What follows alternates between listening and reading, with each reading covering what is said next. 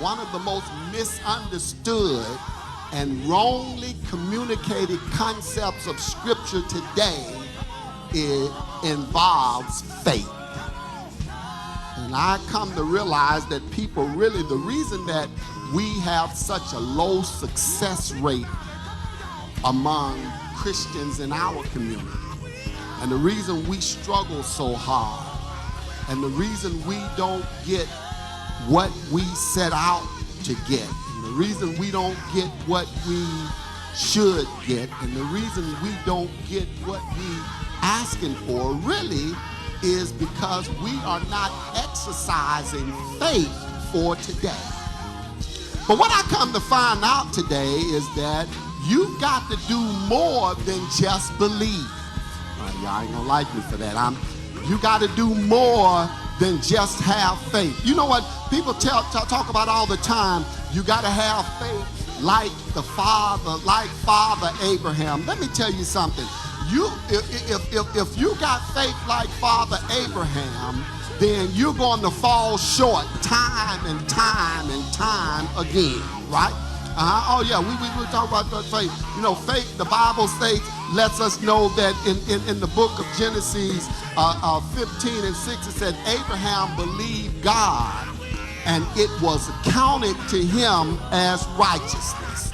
In other words, Abraham believed God, and his belief was to God a righteous action.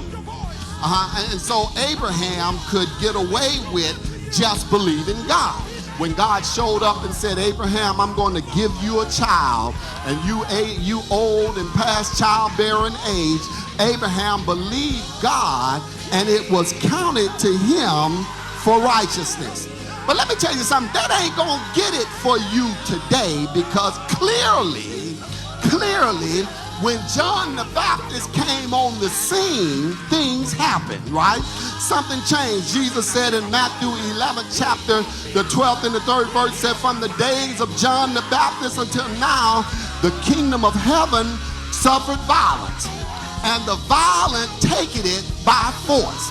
Now see, the problem with trying to use Abraham's faith before John and what's required after John is that Abraham exercised his faith when the environment, the spiritual environment, was not violent. Oh, y'all ain't gonna talk to me here now. So his faith could be counted as a righteous action. There was no active opposition in pursuit to stop him. When God said, Abraham, you're going to have a child, there was nobody coming trying to take sperm out of him. There was nobody coming trying to separate him from Sarah, because the environment was not violent. And people are trying to be like Abraham in an violent environment, and it's not working. That's why our communities are like they are. That's why we die and don't get healed. That's why we're not getting the contracts in the business, because you got to fight today, and Abraham didn't have to fight.